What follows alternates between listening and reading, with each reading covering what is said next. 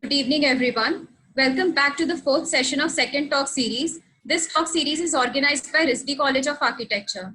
The series aims to exchange knowledge and ideas on diverse subjects, and we hope the students are specially benefited from the series. I am Fatima Hussain from third year RISD College of Architecture.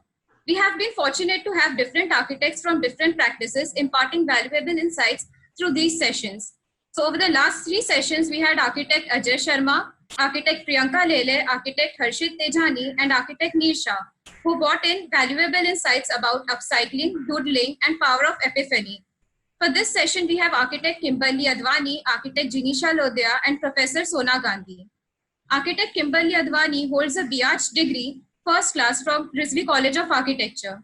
She has also completed multiple certificate courses online from esteemed universities such as MIT and Yale, to name a few. She is a professor of humanities with Rizvi College of Architecture since the past 9 years. She was also a visiting professor at IES College of Architecture. She is a full-time architect with UCJ Architecture and Environment, formerly Uttam CJ, since the past 9 years and has worked on many large-scale cultural and institutional government projects.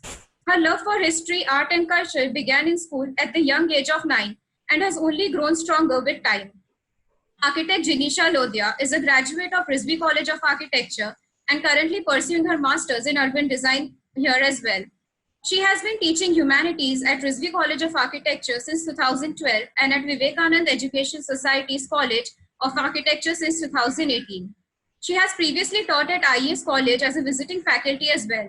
She holds a postgraduate diploma in Indian aesthetics from Jan Pravaha, Mumbai, and has done a year-long course on ancient Indian art and sciences from the Center of Extramural Studies, Mumbai University. Professor Sona Gandhi is a history teacher teaching in RCS since 2013. She has done a master's in history from Calcutta University and have taught history for almost 18 years. She has also done online certificate courses from edX and Coursera. She has taught international curriculum in IB schools. Her other interests include reading, cooking, and traveling. I would request you all to place the question in the question answers tab, which will be taken at the end of the lecture. Thank you.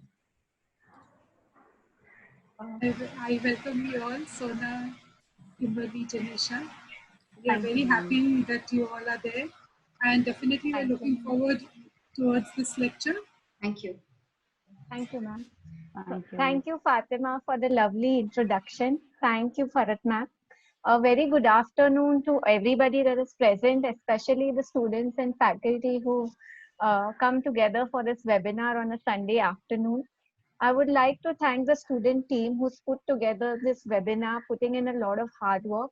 Isa, Swati ma'am, Farhat ma'am, Rizvi College of Architecture, and the Rizvi management for giving us this platform where we will be able to share with you some of our favorite unusual objects from history.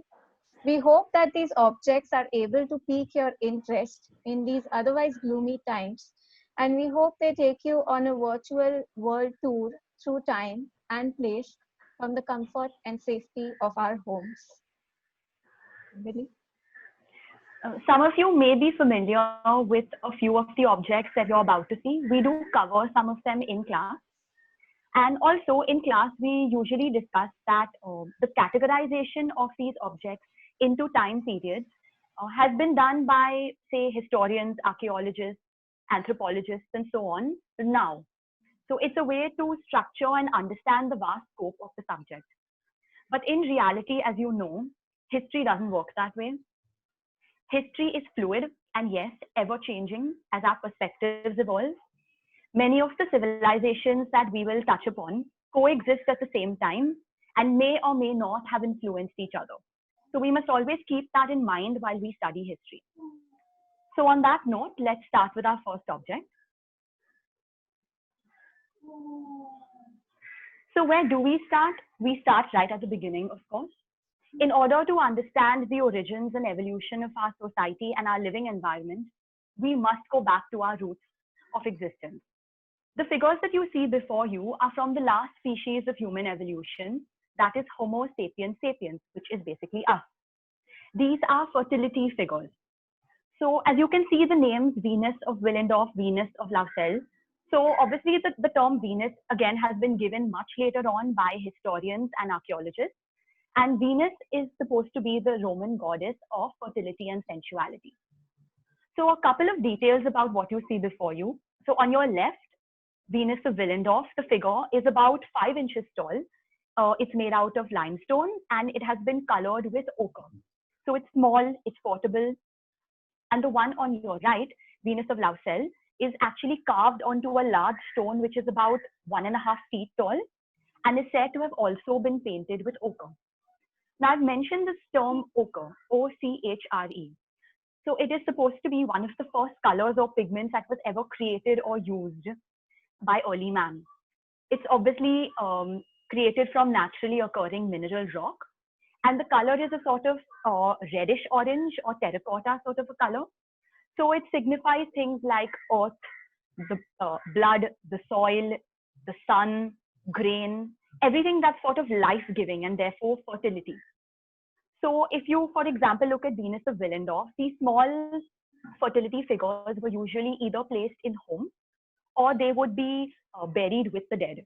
So this is a very important point because it signifies some sort of turning point in human evolution. Maybe the idea of a life after death, maybe the idea of a continued cycle of life, perhaps the first forms of spirituality. We of course can't call it a religion as yet. Perhaps the idea or notion of an imagined reality. What is an imagined reality? It is literally a reality that you are imagining, something that isn't real, something that you cannot touch or see, that it isn't tangible. It's something that you create in your mind to explain the unexplainable. So this could perhaps be the first forms of it. So now coming back to the objects in front of you. So imagine life back then.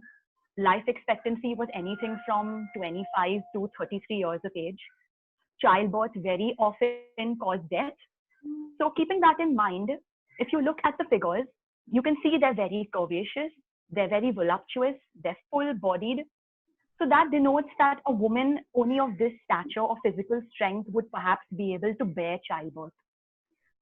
Also notice that both the figures do not have faces. They have no identity. That could perhaps be because they could be considered all women or every woman, and they could be considered spiritual by all. The figure on your right, that's Venus of Lausel, which is carved onto the large stone. So this stone is actually curving, and the figure is crafted so perfectly onto it that the belly falls exactly at the highest point of the curve. Again, further emphasizing and signifying the idea of pregnancy or fertility. So in conclusion, these are two very important objects. They are highlighting the ideas of spirituality, of worship, and the creation of imagined realities. So with that, we can move on to our next object.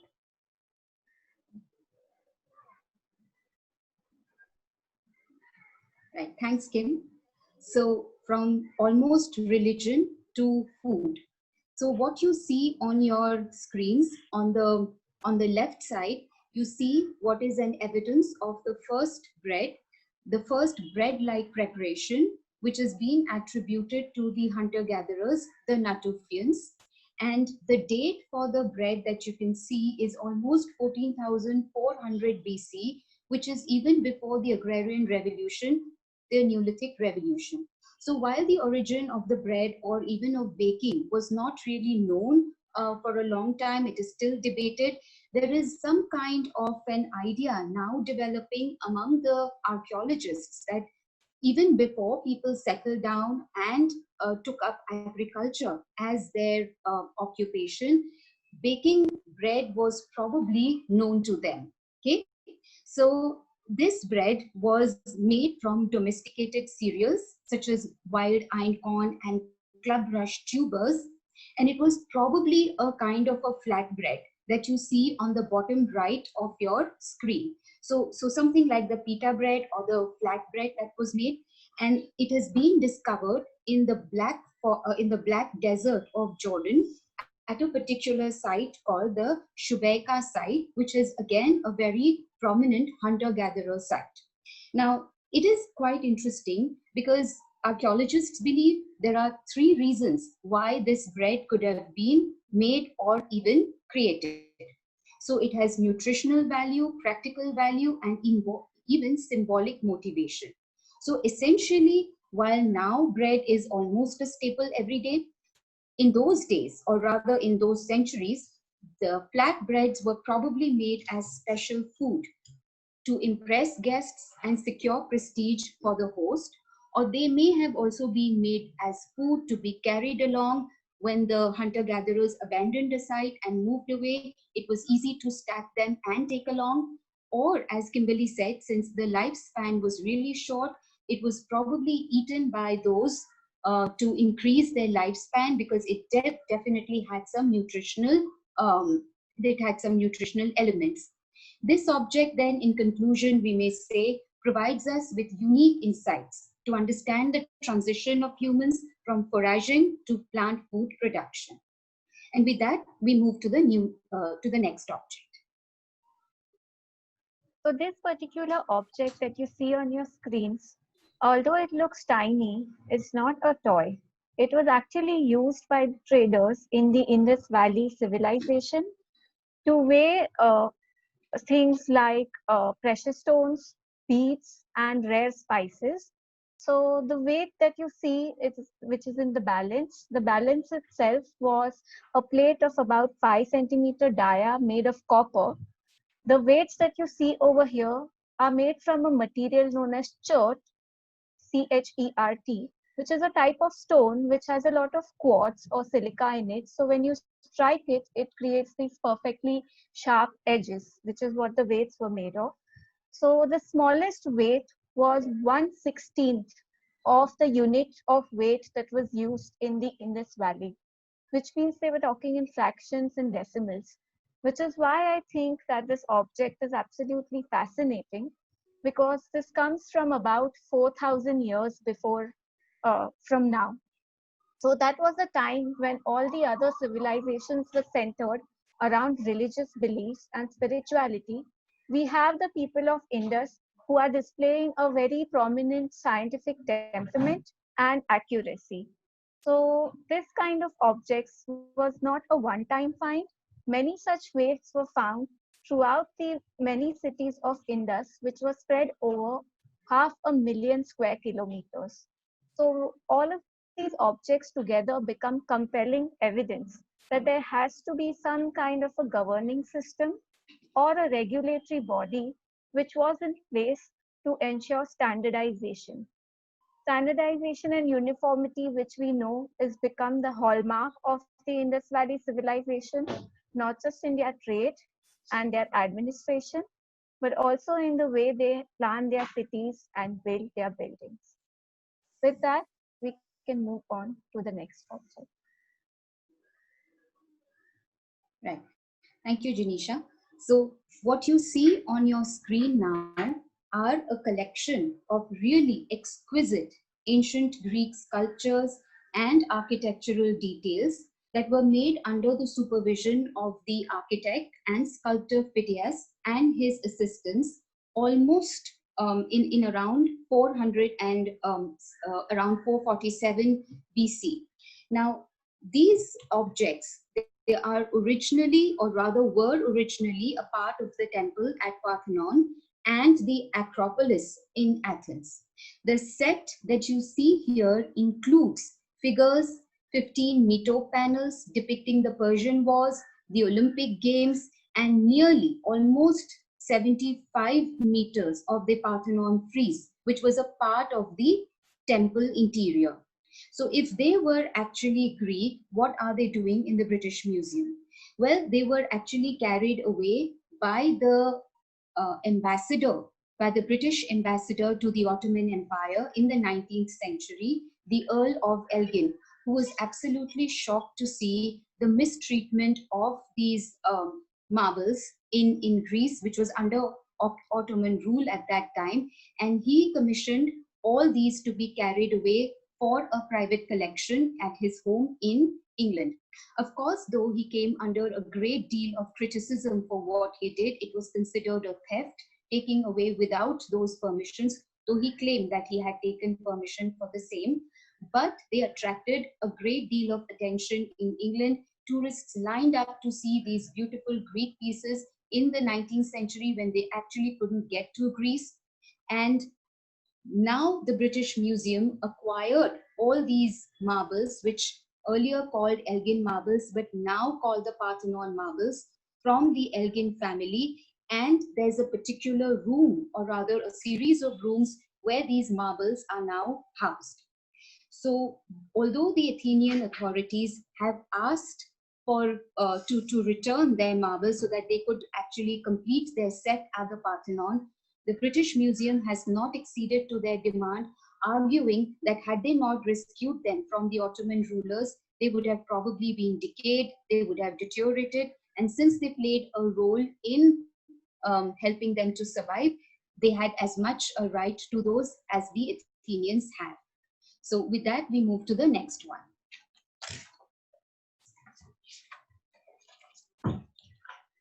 So this is yet another Greek object, or rather 3 Greek objects. They are all made of bronze, and the year that could be attributed to them is when Greece was under the Roman Empire, roughly 1st century BC. They were all retrieved from a shipwreck in around 1900 AD, and what they were, the archaeologists have been debating for a long time. So these are actually clockwork mechanisms. They are clockwork mechanisms. It was probably a clock that showed not the earthly time, but the celestial time. There is in fact a knob for winding the mechanism backwards and forwards, and there are trains of interlocking gear wheels which drove at least 7 hands at various speeds, which showed again the movement of the sun, the moon, and the 5 planets, which were known to the Greeks at that time, which were Venus, Mercury, Mars, Jupiter, and Saturn. Now, although you can't see it clearly over here, but there are inscriptions also, and there's a protractor-like mechanism as well, which explained the timings of the solar and the lunar eclipses. And because this particular mechanism was able to store a great deal of information, even for future use, some archaeologists have called it the first ever computer. But until now, the research on this is still on, though some fringe writers, such as Eric von Daniken, claim it was left behind on Earth by the aliens. Not that everyone doesn't take him seriously, but that's also one of those theories. And this mechanism then, nothing like this from antiquity survives until this day, and it provides us with a window as to how the Greeks actually saw their universe fitted into weeks. So with that, we move to the next one. So from Greece to Rome, we come to an important turning point. That is the evolution from the pagan Roman Empire to the early Christian one. So what does the word pagan mean? So in this context, the word pagan means a person who, a person as part of a religion which is polytheistic and not monotheistic. So poly meaning many, and theistic or theism relating to God. So a religion with many gods. Mono meaning one, so a religion with one God. So a person belonging to a polytheistic religion, for example, Hinduism is a polytheistic religion, and not a person who belongs to a monotheistic religion, that is a religion having one God, for example, Christianity or Islam or Judaism. So what happened is in 311 AD or CE, the Roman Emperor Diocletian decides to retire, and after he does, civil war breaks out in Rome. And the one person who is victorious in this war is Constantine. So Constantine is a follower of Christianity, and eventually Christianity becomes the official religion of the Roman Empire, after which it rapidly spreads through Europe. So Constantine is very important for obviously one reason is changing the religion. The second is he decides to shift the capital to a new Rome. This new Rome is in the east, and the name of that city is Byzantium. So he decides he wants to make his new capital of the empire there, and he decides to rename that capital after himself. So he names it Constantinople. I'm sure many of you all are familiar with that. That is basically Istanbul of today. And the early Christian architecture there is still called Byzantine architecture after the original name of Istanbul, which was Byzantium. So once Constantine decided to shift the capital, it led to the death of Rome and the onset of the Dark Ages in Europe. And Istanbul then became the center of power and money and wealth. And if you know where it's located on the map, it is literally connecting the two continents of Europe and Asia. So very, very strategic location. So Constantine created a complete change in the dynamics of power, politics, and economy, a sort of strengthening of the East and a weakening of the West. So coming back to the objects before you, it's called the Colossus of Constantine. So Colossus, the word colossal, meaning huge or large or massive, comes from this. So this was a large statue. It was over 40 feet tall. And of course, you can see it is broken. It has broken over time. So there are pieces of it. So if you just consider looking at the head itself is maybe over 7 feet tall. So larger than human scale. The foot, if you look at the foot on the pedestal in the center, that itself is over 6 feet. So again, as large or a little larger than human scale. So it's impressive, it's intimidating, it's large. It's showing the power of this new emperor, of this new empire. If you look at it in terms of material, yes, it looks like it's marble, and that's correct. It is constructed with marble, but actually on the inside, there is a wooden framework and it's filled with brick. This is very, very typical of Roman architecture. So the Romans were obsessed with the Greeks. They always aspired towards the Greeks. But unfortunately, they did not have the money or resources to build in pure marble like the Greeks. One of the reasons was because of the walls. Like they had a huge army and they fought a lot of wars and they colonized many places all over Europe and Africa and Asia. So they did not have money to construct like this. So they had to make do. So it looks like marble on the outside, but it isn't on the inside.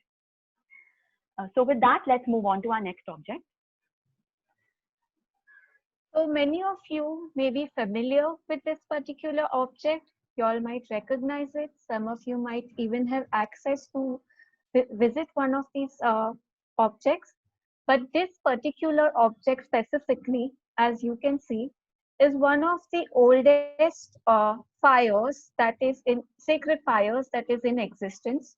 So this particular fire is known as an Atash Behram, which is basically the flame of victory.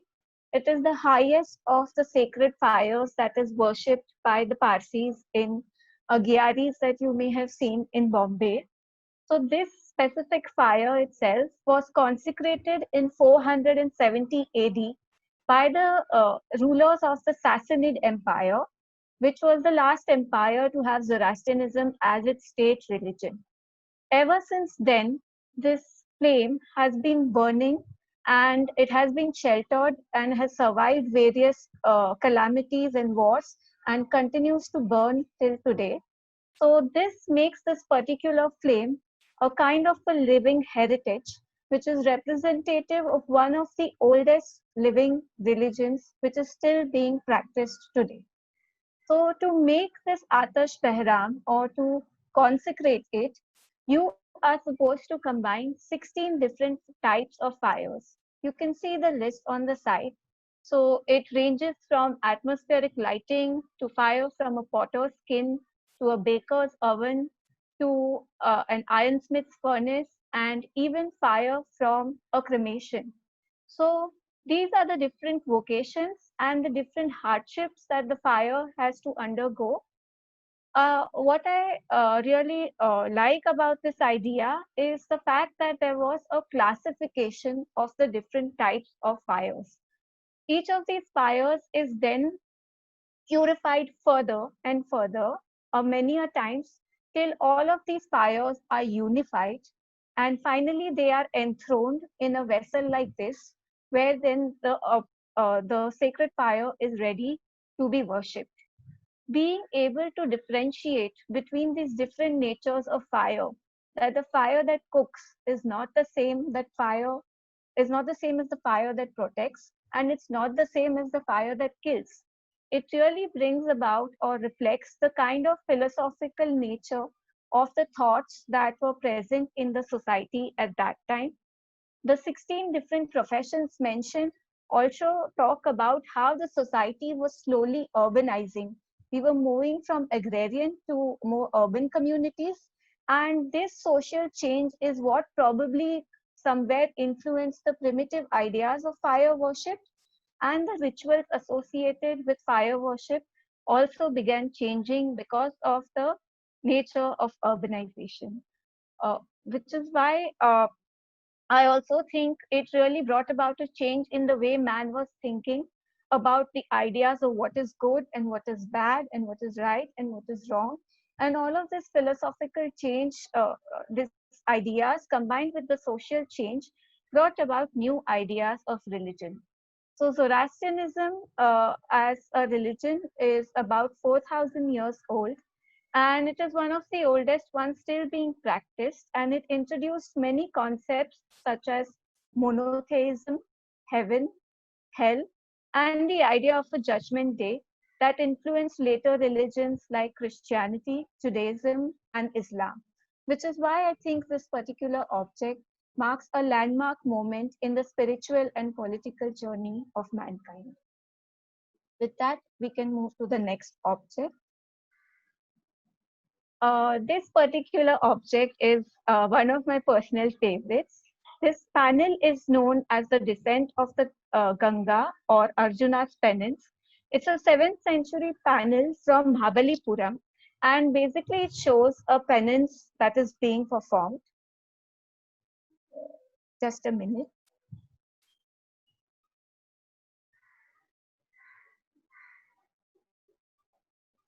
So over here on top of the shrine, you can see there is a man in a yogic posture. That man can be read either as Bhagirath, who is praying to the gods to please release the river Ganga from the heavens. So he has a place where he can immerse the ashes of his ancestors and he can fulfill his duty. It can also be read as Arjun, who is praying to Shiva for the Pashupat Astra that he is going to need in the Mahabharat war. So, how do we know this particular scene is centered around the Ganges River? So, the clefts that you see in this particular rock or this particular depression is what has been depicted as the Ganga River, around which all the other activities are centered. You can see the serpents that are sculpted inside the river, and that is what is known as iconography, use of symbols to represent an idea. So in Indian or rather Hindu art, you will always find serpents representing water. You can see that this idea of the Ganga has further been exemplified if you look at the layering of the panel. The bottom is earth or rock. On the rocks are standing the elephants.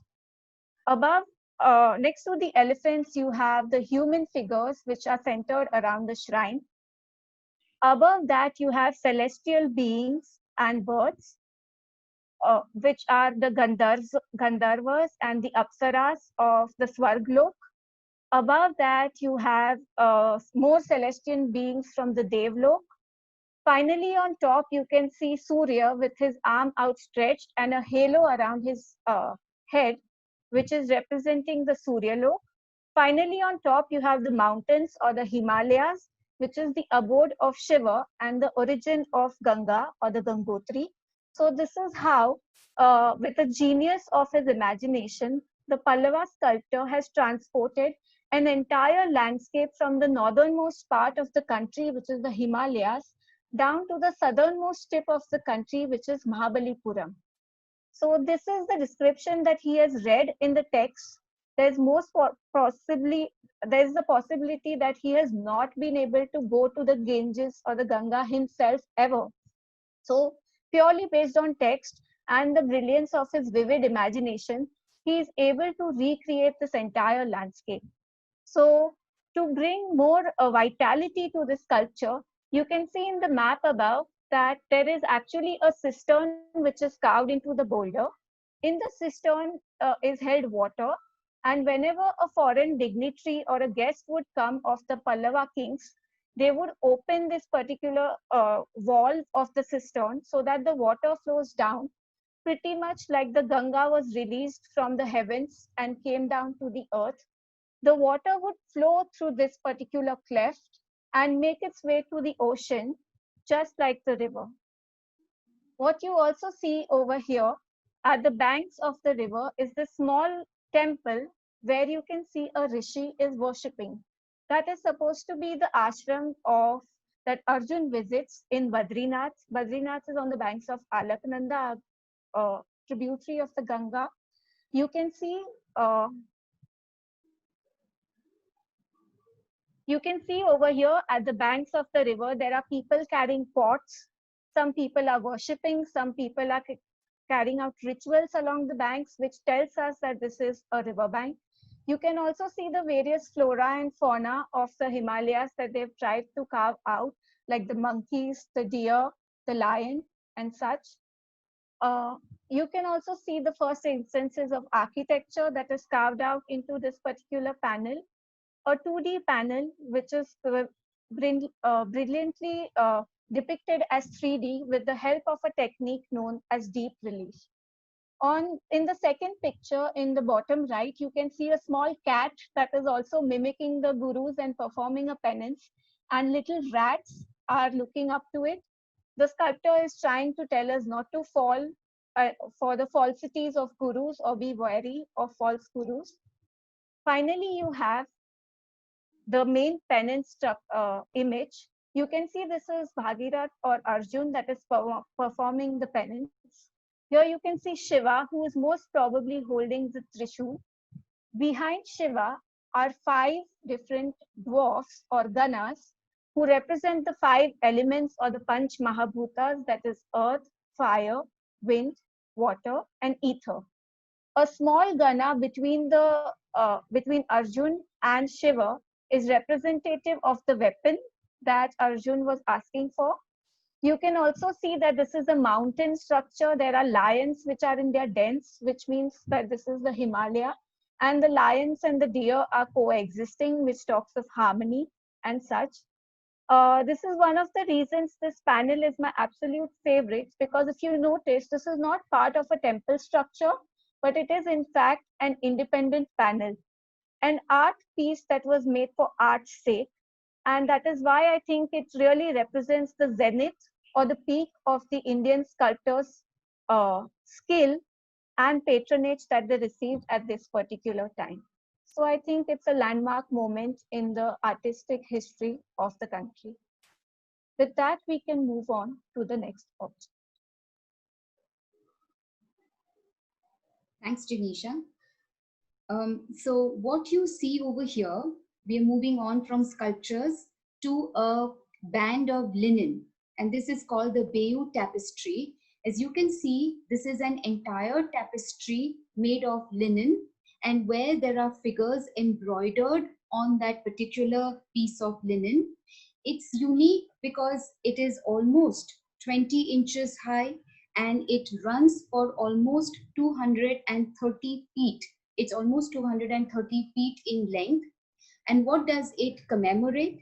It commemorates the entire set of events which led to the most important turning point in British history, which was the Battle of Hastings, or the conquest of England by the Duke of Normandy, which is in France. So this entire panel consists of almost 75 scenes, with, you can see, the artists whose origins of course are unknown, nor is it known exactly who commissioned this beautiful piece of this beautiful object. But here the artists very skillfully embroidered all the scenes from the war in a way that the larger middle zone contains the main events of the war, while the lower and the upper zones, the thinner lower and the upper zones, the borders, if you can call it, they consisted of the fringe environment of which they were a part.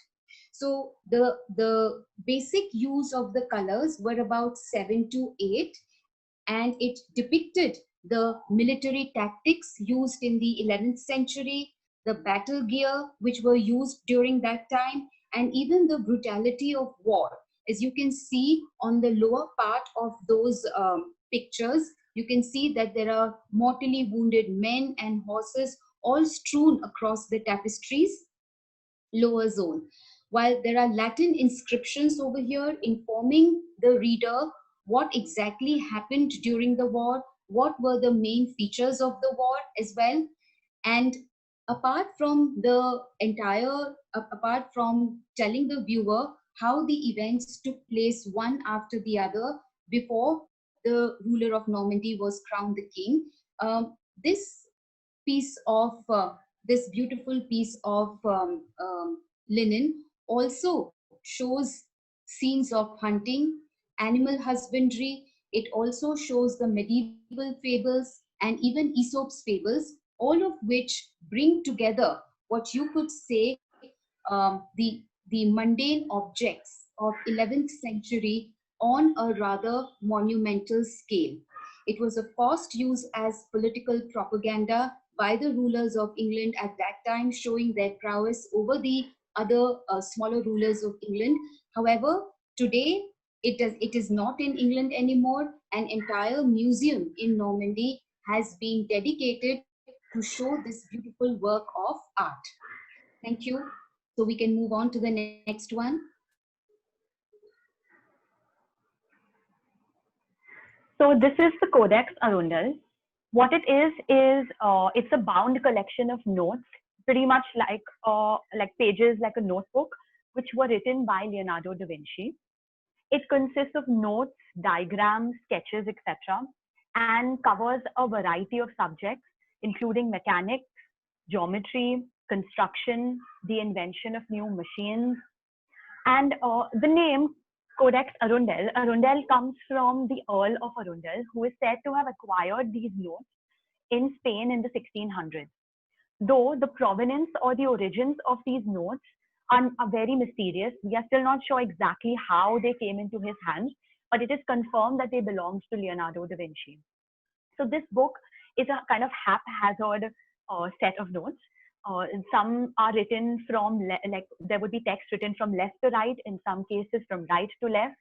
There is some coded language, some coded symbols. There are some hidden parts. There are some parts which are erased and written over.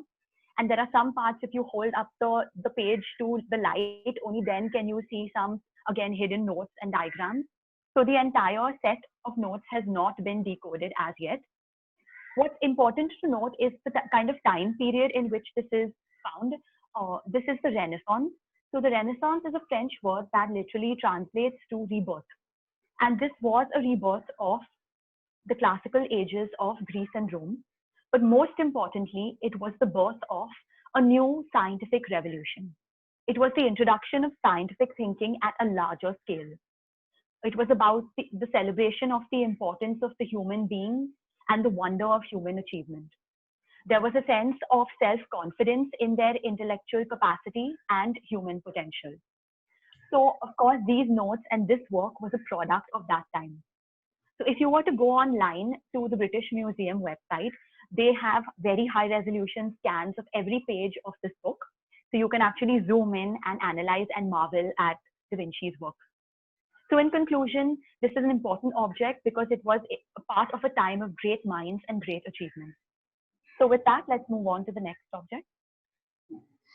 Okay, so from that object, we move on to a couple of miniature Mughal paintings. So here what you see are two paintings from Jahangir's reign, both depicting Jahangir. In the first painting, he's holding on to a lovely celestial globe, which was probably made in Lahore at that time. And Lahore continued to be the place where such globes were produced right down to the 19th century before the British shut all the workshops. So in these two paintings, basically, Jahangir's inner ambition of conquering not just the entire world, but the entire universe is depicted. The globe that he holds in his hand is again not a worldly globe. It's a celestial globe which depicts the entire universe with stars and the moon and the sun. And he is supposed to be in control of that entire universe.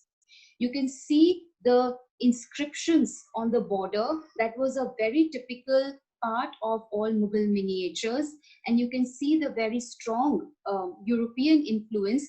Jahangir is seated on a chair, which is of course not of an Indian origin, but it has strong European influence.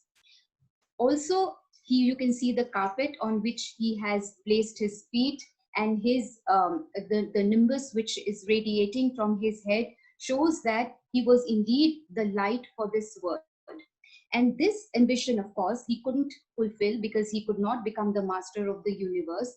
But as you can see in the other picture, where he's holding the ruler of Persia, Shah Abbas, in a light embrace, he at least nursed that ambition of bringing Mughal rule over the Persian Empire.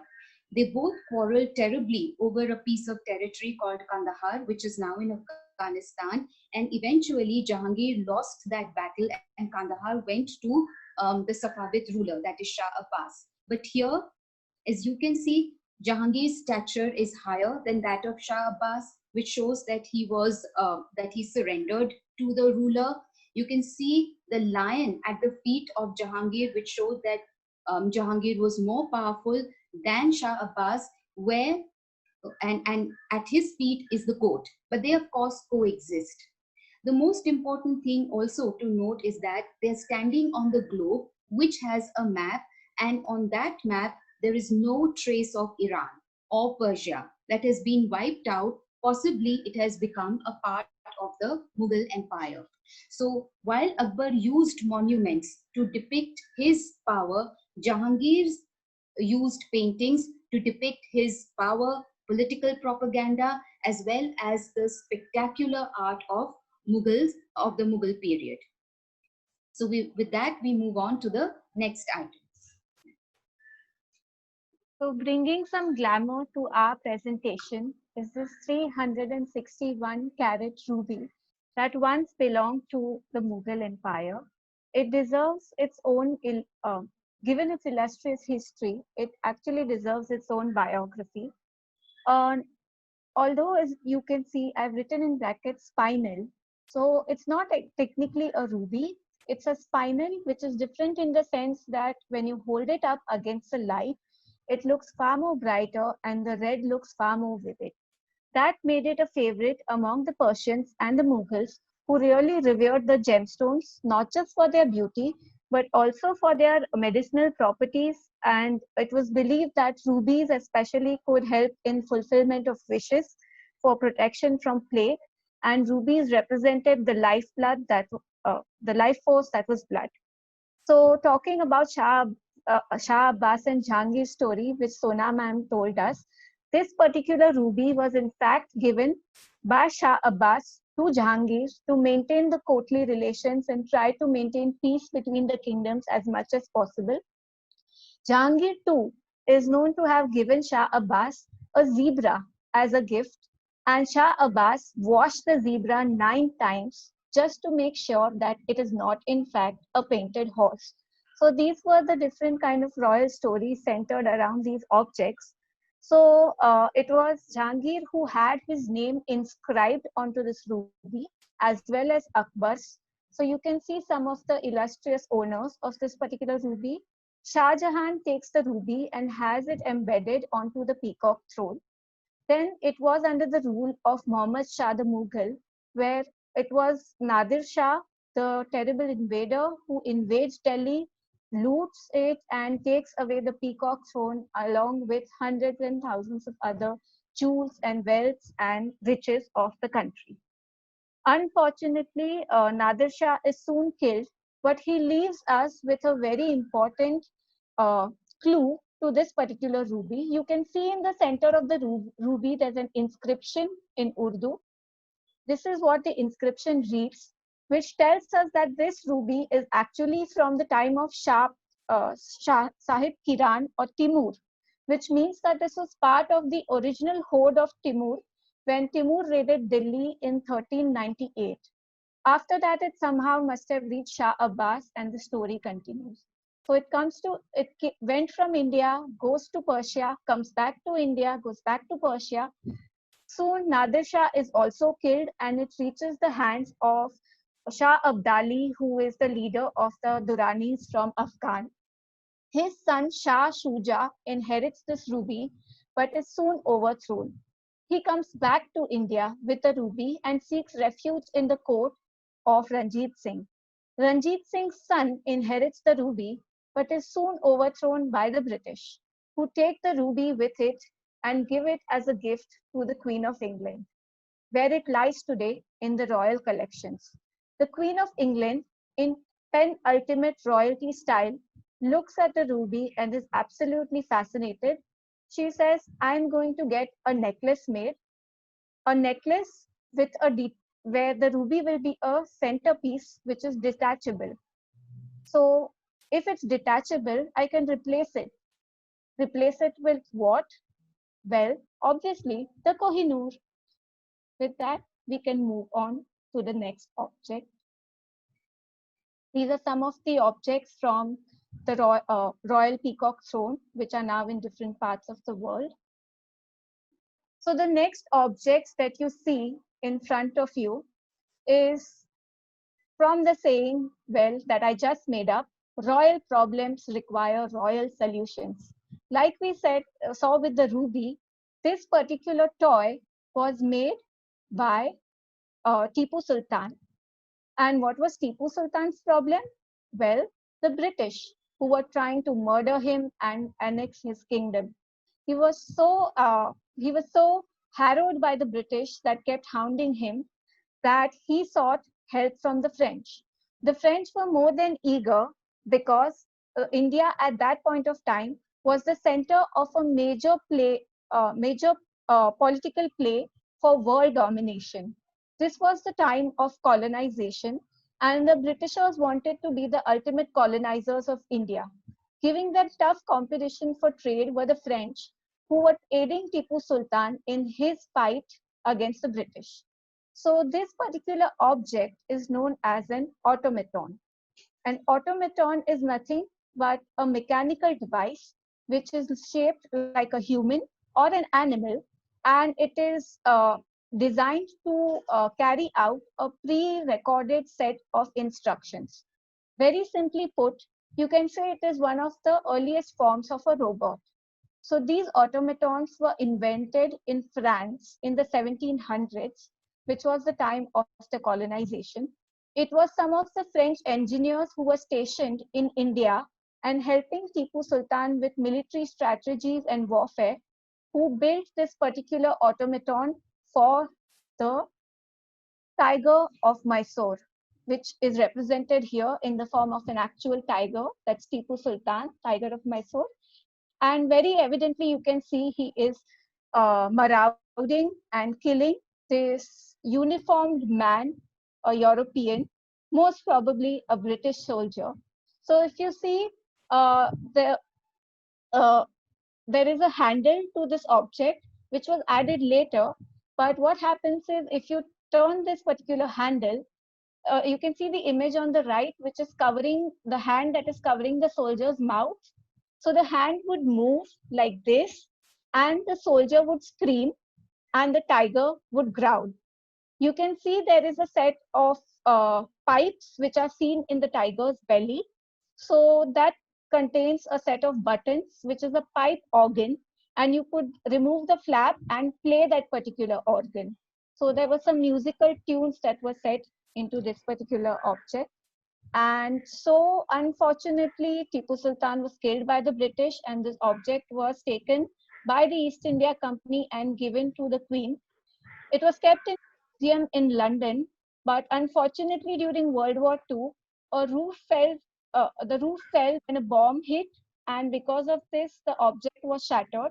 It has now been restored, but the original tunes of the tiger and the soldier have been damaged. We wanted to play the video for you, but there's technical issues, so I'll leave the link for you in the chat box later on. So the last two objects that we are looking at are relating to two major world events, that is World War I and II. So the first one that we're looking at is relating to World War I. So if you see the name there, it's a German term that is basically Die Gläserne Kette, which means the glass chain or the crystal chain. So what is this? So the glass chain is a series of letters, like almost like a chainmail, which was initiated by architect Bruno Todt. So he creates this chainmail in which all they do is talk about glass. Glass being the material of the future. Okay, this is obviously after the Industrial Revolution has already happened. So the conversations that happen in these letters are about glass temples in the Alps, the mountains, glass cities, glass utopias. So it was very, very forward thinking, but obviously very theoretical as well. So they would write letters, they would attach sketches, drawings, paintings, whatever else, and then pass the entire set to the next person who would add to it and then pass it on to the next person. So this chain mail went on for about a year. So if you look at these two parts of perhaps two different letters, the one on the left is an artwork which is kind of showing like glass palaces, and the one on the right is showing the idea of glass temples in the Alps, the mountains. So now what was this movement all about? So this movement was, it was sort of an alliance of all the arts, like architects, artists, and very newly industrialists. And there were very well-known artists and architects who were a part of this movement, one of which was Walter Gropius. And it is said that this movement is what sowed the seeds of and was the precursor to the Bauhaus movement, which came a little later. So now, why did this even come about? So this was a time in Germany that was a time of uncertainty. And that uncertainty started to reflect in the art and architecture in Germany. You have to keep in mind that till then, most of the architecture in Europe was pretty much uniform. So this is when it started breaking apart. So it's also called, as you can see, German Expressionism or just plain Expressionism. That's exactly what it is. You're expressing what you are feeling in this time of uncertainty. So of course, everyone's expressions are going to be different. And then you're going to have a large variety of different ideas and thoughts and works coming up simultaneously. So this was a reaction to World War I. And with that, we move on to our last object.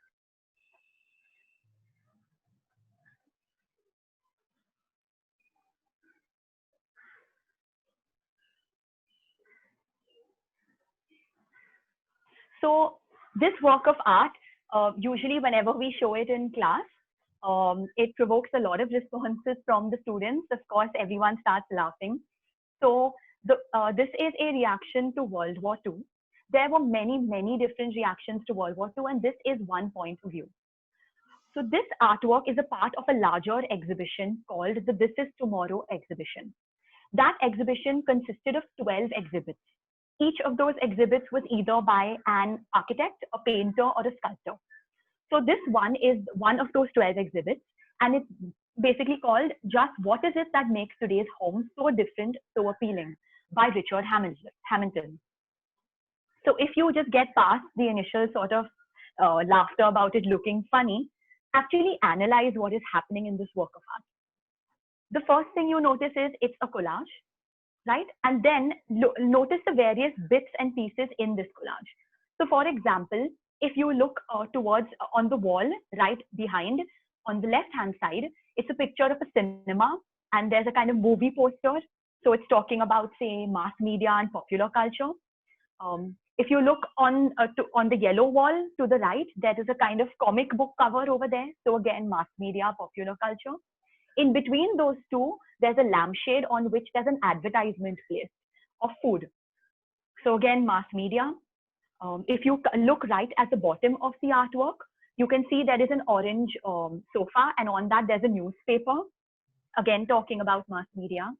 Then notice there are three other objects. So at the bottom of the staircase on the left, you can see there's a vacuum cleaner. Then next to the man, at his foot, there is a radio. And if you look at the woman on the right, just behind her, there's a television set. So those are the latest gizmos and gadgets of the day. Again, next to the same woman, notice on the table next to her knee, there is a tinned box of ham. So tinned goods were used a lot during World War II to feed the soldiers. Right, so all of the things that you see there what the artist Richard Hamilton is trying to say is he's actually trying to give a kind of social or satirical commentary on life in the 50s and 60s. So he's saying this is what post-war living is. That it's all about consumerism, because that's what it was. People were buying and buying and buying because it was after the war. In a way, they wanted to treat themselves to something. So he's trying to say that people at this time are consumed by consumerism. If you look at the two main figures, yes, they are nude. And what he's trying to do here is perhaps make them seem like the new Adam and Eve. But instead of being Adam and Eve in the Garden of Eden, they are Adam and Eve reduced to nothing but the objects around them. So it's a very powerful message about quality of life consumed by quantity. And it's something that we should be thinking about even today. For example, let's think about the situation that we are all facing right now in lockdown, right? It's kind of helped us realize what we really need. We've done away with so much in our lives right now, and yet we are all surviving. And so this seemed like a perfect way to sort of end the lecture with something to think about our lives now and how it should be after we resume a normal.